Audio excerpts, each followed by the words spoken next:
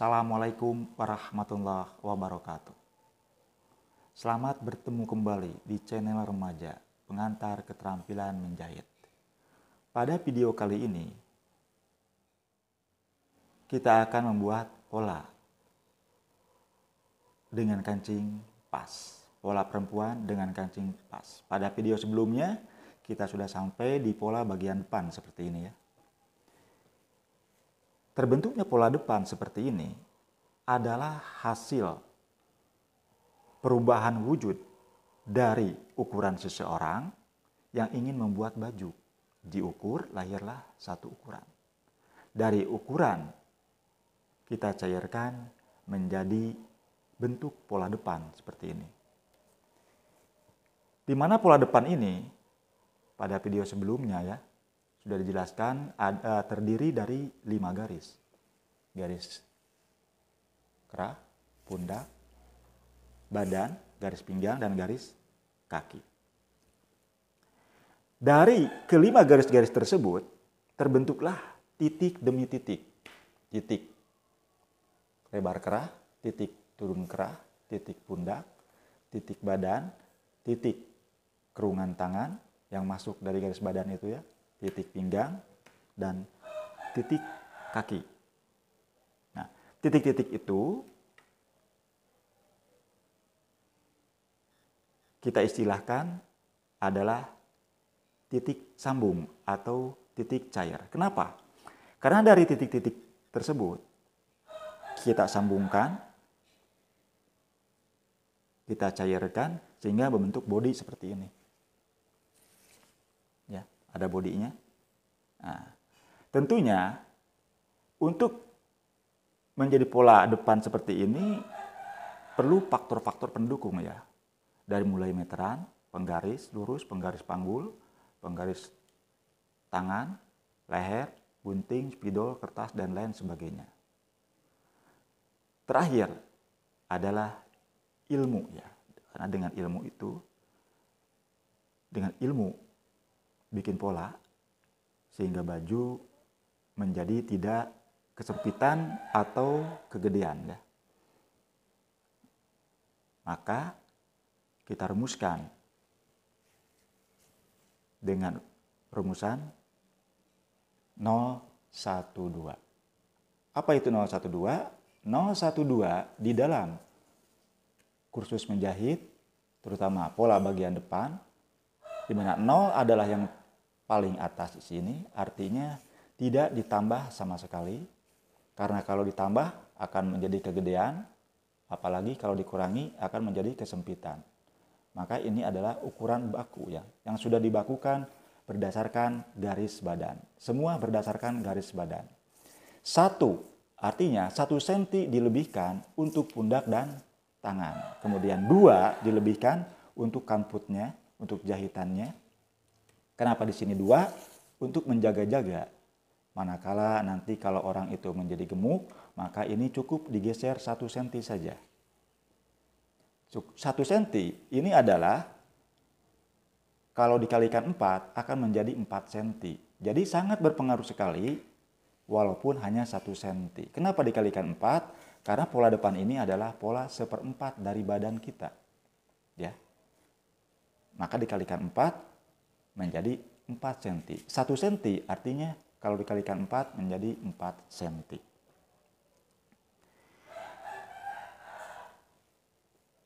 Apakah dengan pola ini sudah menjadi pola baju? Belum. Artinya masih baku. Artinya kita masih telanjang istilahnya itu. Dalam arti pola ini belum menjadi pola secara utuh. Baru menjadi pola depan saja. Di mana fungsi pola depan ini adalah syarat utama untuk membuat pola bagian depan. Belakang ya, maaf. Syarat utama membuat pola bagian belakang adalah harus adanya pola bagian depan seperti ini. Nah, bagaimana cara membuat pola bagian belakang? Cukup pola depan ini ditempel di pola bagian belakang yang sudah disiapkan ini ya. Ini kertas untuk membuat pola bagian belakang. Dalam arti kita mau mencairkan dari pola depan sehingga mencair menjadi berubah wujud menjadi pola belakang. Dengan cara apa? Kita membuat pola belakang dengan cara dijiplaknya pola depan ini, ditambahkan di bawahnya itu kakinya itu 3 cm. Nah, kemudian siripnya ini diluruskan, dipaskan dengan pola yang belakang. Kenapa dipaskan? Karena yang akan kita bikin adalah pola perempuan dengan kancing pas. Jika polanya adalah bajunya nanti baju kancing numpang, maka pola depan ini digeser ke arah depan, ke sana, digeser 1,5 cm. Nah, seperti ini. Sehingga kelihatan lebih menonjol, keluar 1,5 cm. Yang atas, di bawah juga sama, atas, bawah, keluar 1,5 karena kancingnya numpang. Jika kancingnya pas, maka pola yang ini dipaskan dengan pola yang belakang, diratakan, ditarik kembali. Dengan ketentuan tetap pola belakang ini naik 3 cm. Nah, diukur 3 cm. Selalu. Nah, setelah memenuhi syarat, yaitu syaratnya tadi apa? Badan belakang naik 3 cm, kemudian siripnya ini rata dipaskan, maka dibikinlah titik kembali, yaitu yang disebut dengan titik kerah di sini, berarti kerah belakang ya. Nah, ini adalah titik pundak, dan ini ada titik yang paling lebar di kerungan tangan ini, taruh lagi titik di situ. 1, 2, 3. Terdapat 3 titik di bagian belakang. Setelah ada 3 titik di bagian belakang, 1, 2, 3, maka pola depan ini kita turunkan di sini rata dengan kakinya. Turunkan. Nah, dengan posisi sirip tetap pas. Di sini kaki dipaskan juga. Maka titik yang tadi nampak kelihatan, titik kerah, titik pundak, titik kerungan tangan yang paling lebar tadi ya. Nah, titik yang paling atas ini sekarang tidak pas lagi, sangat jauh. Ini pun sangat jauh. Yang pada sebelumnya adalah disamakan. Kenapa? Karena ini kakinya sudah diturunkan ya. Tadi pada saat membuat titik ini 1, 2, 3, titik kerah, titik pundak, titik tangan, polanya ini adalah posisi naik ya 3 cm. Kemudian diturunkan, maka titik-titik tersebut kelihatan jauh dari pola depannya. Titik ini berjauhan, titik ini berjauhan, ini pun jauh ya dari titik yang aslinya sini, pindah. Nah, setelah dibuat 3 titik, kerah, titik pundak, titik tangan, maka titik yang asli ini dibikin titik kembali di pola belakang. 1, 2. Kemudian dari samping ini ikutin garis atau ikutin bentuk bodi depan ini. Kita garis sampai bawah, sampai habis.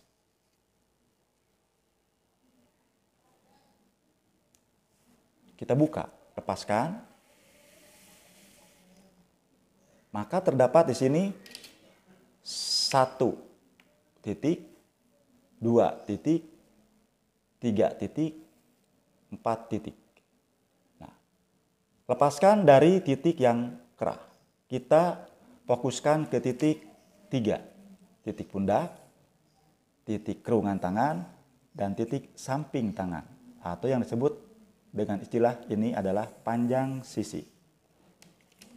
Dengan memakai penggaris ini, ketiga titik tadi, 1, 2, 3 harus mengenai penggaris tadi. Caranya, titik ini, titik ini, titik ini sudah pas di penggaris, sudah mengenai penggaris. Kalau sudah pas, kita garis saja sampai sini. Dan dari sini hubungkan sana. Lepaskan kembali, kemudian titik pundak hubungkan dengan titik kerah. Nah, seperti ini. Kemudian, karena di pola depannya ini, dari garis kerah ke garis pundak turun 3 cm, maka untuk pola belakang sama diturunkan 3 cm. Di sini ya. Nah, dengan memakai tetap peralatannya adalah penggaris ini ya, tangan. Dengan posisi sirip ini ya, sirip belakang rata dengan penggaris ini. Pas ketemu di titik yang tadi ini, di situ, maka bikinlah garis di sini. Kemudian dibikinkan lengkungan di sini, artinya lengkungan leher. Asal melengkung saja.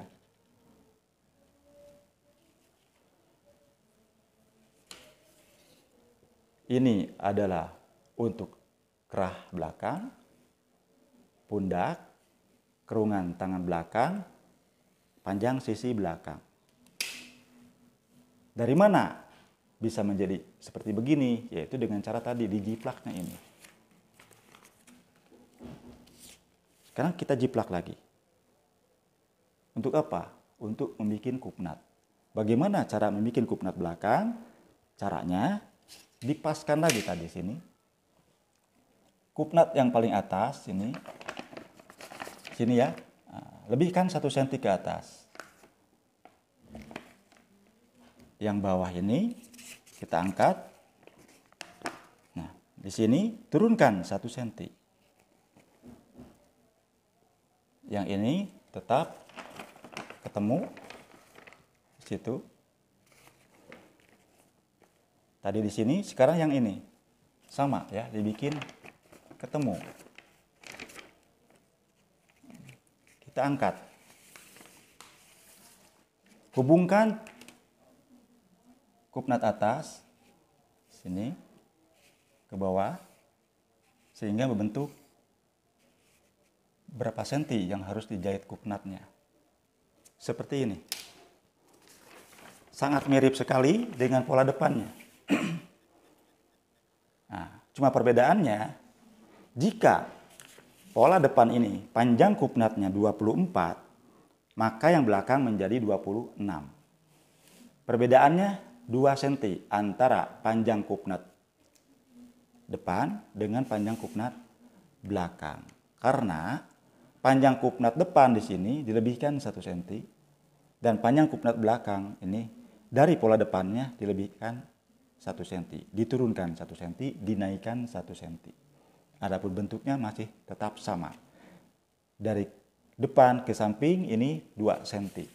Sama dengan kupnat depan 2 cm. Nah, inilah pola belakang. Di mana pola belakang ini adalah pola hasil jiplakan pola depan ya, yang caranya sudah tadi saya perlihatkan bagaimana cara membuat pola belakang. Nah, apakah dengan kedua pola ini sudah bisa membuat baju? Belum juga ya. Artinya tetap kita ini masih telanjang istilahnya itu. Karena belum lengkap. Belum berfungsi ya. Karena berfungsinya itu manakala nanti sudah menjadi baju. Jangankan menjadi baju, pola tangan saja belum ada. Di mana pola baju itu terdiri dari 3. 1, pola depan seperti ini. 2, pola belakang. Dan ketiga adalah pola tangan. Itu yang paling pokok yang disebut dengan pola. Pola adalah yang pokok ya. Yang pokok di dalam menjahit pola, di dalam kursus menjahit untuk membuat pola, yang paling pokok adalah 3 jenis. Pola depan, kemudian adanya pola belakang, kemudian adanya pola tangan. Itu yang paling pokok. Yang kecil-kecilnya dulu di garmen diistilahkan dengan patrun. Seperti apa itu patrun? Patrun itu adalah kelengkapan dari pola-pola ini. Misalnya ada patrun. Pola juga sih, cuma bentuknya kecil. Seperti patrun kerah, artinya pola kerah. Pola kantong disebut patrun. Tidak dikatakan pola, tapi disebut patrun. Artinya patrun itu adalah bagian terkecil dari pola yang pokok tadi. Itu kalau di istilah garmen tidak dikatakan pola, maka dikatakannya patrun. Tapi sebetulnya itu juga pola-pola juga, cuma mungkin bentuknya kecil-kecil ya. Dan karena patrun-patrun tersebut seperti patrun kerah, patrun kantong itu bisa ditempel di pola mana saja. Ya. Nah, maka yang kecil-kecil itu sebagai bagian dari pola yang pokok tadi, badan depan, badan belakang, dan pola tangan, itu dikatakan patrun. Sebetulnya pola-pola juga, cuma bentuknya lebih kecil dan bisa ditempel di mana saja. Tapi kalau pola depan yang pokok ini, yaitu pola depan, pola belakang, dan pola tangan sebagai pokok di dalam pembuatan pola, itu harus disatukan. Artinya harus disambungkan dengan itu juga. Pola depan disambungkan dengan pola belakang nanti dijahit. Dan tangannya harus sesuai dengan pola depan ini. Jadi pola depan, pola belakang, dan pola tangan nanti itu adalah menjadi satu kesatuan. Itu yang dikatakan pola. Sekali lagi, pola depan ini yang sudah dibikin terlebih dahulu, kemudian pola belakang dicairkan menjadi pola belakang, kemudian dicairkan lagi sehingga menjadi pola tangan. Lengkaplah sudah. Pokok di dalam pembuatan pola perempuan. Adanya pola depan, pola belakang, dan tangan. Artinya pola tangan dan pola belakang dan juga pola tangan itu dibikin dari satu ukuran seseorang. Sedangkan patrun tadi yang kecil-kecil bisa dibikin itu bisa ditempel di pola mana saja. Ya, tidak seperti pola yang pokok ini.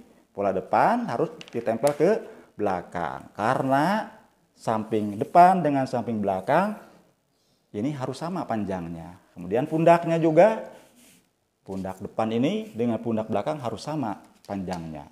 Maka tadi pola belakang adalah terbentuknya pola belakang hasil jiplakan dari pola depan ini. Nah, jadi pada video kali ini baru dua bentukan ya, bentuk pola depan, bentuk pola belakang.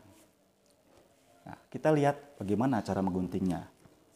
Untuk menggunting pola belakang, cukup digunting saja seperti begini. Tidak perlu ditambah jahitan seperti pola depan ini. Pola depan kan sudah ada tambah jahitan 2. 1, 0. Dengan tadi rumusannya 0, 1, 2. Artinya sudah ada jahitan. Sudah siap ini. Sudah siap. Sudah siap menjadi bahan baju, artinya baju nanti tinggal digunting sesuai dengan pola ini. Seperti halnya menggunting pola belakang ini. Tidak perlu ditambah lagi 1 cm atau 2 cm untuk jahitan. Kenapa? Karena ini adalah hasil jiplakan dari pola depan. Ya, kita tinggal gunting saja. Tidak ada yang harus ditambah-tambah lagi. Nah, karena ini adalah hasil jiplakan ya. Dari pola depan. Jadi tidak perlu ditambah-tambah lagi.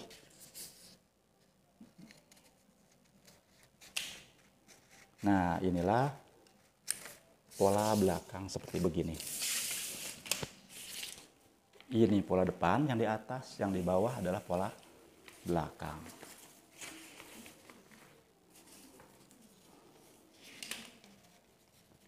Ini masih beku juga ya. Kenapa dikatakan beku? Karena pola belakangnya belum ada. Belum mencair. Maka untuk mencairkan pola ini, supaya nanti terbentuknya atau lengkapnya pola, seperti yang tadi saya katakan, ada pola depan, pola belakang, dan tangan. Ini tangan belum ada, berarti ini belum cair ya, masih membeku. Artinya kita masih telanjang, belum lengkap. Maka untuk mencairkan pola ini, pola depan dan pola belakang, kita tunggu ya di video selanjutnya. Assalamualaikum warahmatullahi wabarakatuh.